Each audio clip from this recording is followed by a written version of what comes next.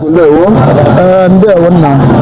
Ọ bịara ya nwere si bịa n'afịa tata ofu asị na n'iso na ndị emerụ afịa ife ọ bụ tata dekere n'elu anyị afa gị tupu anyị gaa n'ihu. Ka o si wee doo abụ m nwa bụ Mr. Ndegbu Serial onye ezi ọkụ onye egwu na-ewe mara abụkwara m onye Igbo lanụ nwa bụrụ nwa Oraifite.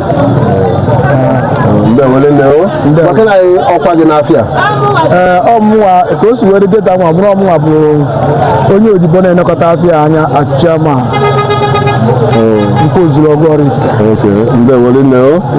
Enwere ike ịgwa anyị afịa anyị nọ n'ụbọchị tata. Ibe ezuo mara afịa anụnwa bụ Nkwo Ozuluogu Oraifite. Ọ dị abụọ nke a bụ dị mmenụ Nkwo Ozuluogu Oraifite dere ngwa nke ọzọ a na-akpọkwa Nkwo Edo Market ka a si n'ebe Oraifite Civil Center and the two market na azụ center. Ụbọchị nkwọ ka nke a na-azụkwa. Nke a na-azụkwa mbọsị nkwọ na mbọsị nke a ji azụkarịzi mainly wu mbọsị orie. Ya bụ ọ na-azụ ugboro abụọ. Nke a na-azụ ugboro abụọ. Ndewo nne o. Anyị agakere n'elu onye agwara anyị o nwere ihe dịka ụlọ akụ nọ na Oraifite ma ọ bụ n'afịa. Ka o si were kịta anụnwa o nwebero anyị nwebu Community Bank before mana ofe odigo mana since oge a were kịta onweberozi bankị anyị nwe. Ndewo nne o nwere ihe na-elibodo unu n'afịa nwere ohere na-eme ka ndị na-afụ maka afịa ma ọ bụ ndị nnukwu akpụkpọ na Oraifite ka amata. Ibe anyị na-ayọ gọọmenti na-enyemaka bụ nkịta ọ kacha gọọmenti ekwusigo bụ na n'ilu anụnwa overspeed na-adị na ya dị too much nke a ndị kọntịna alụchagoro ile a wee gafee ka enwe ike wee bịa tinyela anyị ya bọmbụ because a na-emesi ndị mmadụ arụ ebe anwa almost all the time.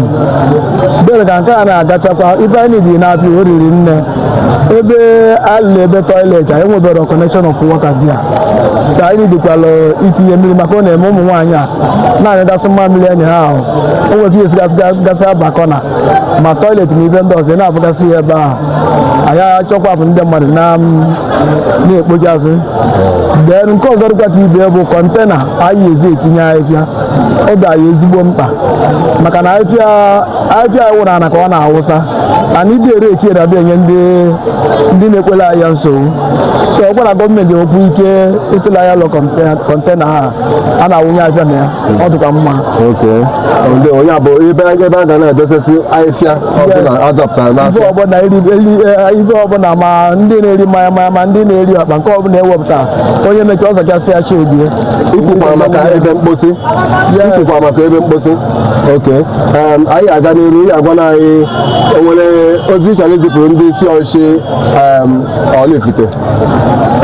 Ndị isi ọchịchị Oraifite especially our PG ọ na-eme ọfụma bụ Savin Dike ọ mmadụ ọra ka ọ bụ nye nwa na onwe ya na-anwakwa maka na o nwere ka o si osie ike akpụ nkwu ya n'ife dị ka ọ dị ọ na-ada ewetakwa atụmatụ ya ewerekwa wee gaa ọ daba so na dịmanụ bụ ofu onye Chineke nna debe na Oraifite were onye na-eme ọfụma so osigwa n'ike kpọkuo ya azahụ chekwa ya agbadị mma. Ndewo nne zipụ nwoke otu aka zipụ ozi n'isi ụmụ ntorobịa Oraifite nakwazi ekwusigo maka ịma na obodo aka na-anọ ekwusigo nwere aka na-anọ n'ime ụmụaka ụmụ okorobịa ma ụmụ agbọghọ maka ọrụbọsọ ụmụ okorobịa na ụmụ okorobịa ma agbọghọ ma nne ma nna bikọsi na ibe ya elu na aka na ụnụ pụtara n'igwe nwee ike wee votuo gọọmenti in because when you vote in onye soro gọọmenti ahụ etinyere anya n'ife ọhụrụ mana emegwa na votu enegwa na ịfụ na unu welitere n'ọnụọgụ ọ na-eme gọọmenti enebala n'anya n'ife ọnụ unu request so na ọ dị oke mkpa akacha kịta this time around a na-akwado maka voter registration ka ndị ọ na nwe ike wee pụta jee onye ọ na-alụgolo ogo 18 years gbata akwụkwọ maka onye ahụ ikuku onwere so ka ya mbọsị ahụ ka adịchọ na ncha nepụta na igoje mee ya.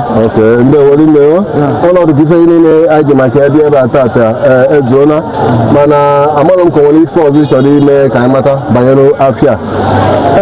Ife gbasara afịa ya anụnwa anyị nwere olileanya n'oge tere aka na ọ ya dịkwa ka ibe ya a ga-alụ ya alụkwa ya ọfụma maka na nkịtị anya ọsọ nnaka oke uche dị ka ọhụụ alụbere lọkọ mana amụ na only but one day gọọmenti ga-echeke ọrụkwa awatọ obodo ahụ eta sụpụrụ tata na abụ TV na-ekene gị oge ọzọ anyị ga-abịa ana m ekenekwa ụnụ rinne